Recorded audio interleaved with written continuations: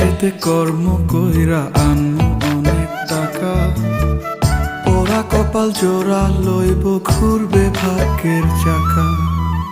মাথার কিনা দিলাম এবার ফিরে আসেন বাড়ি, নইলে একদিন শুনবেন ঠিকই গেছি দুনিয়া ছাড়ি।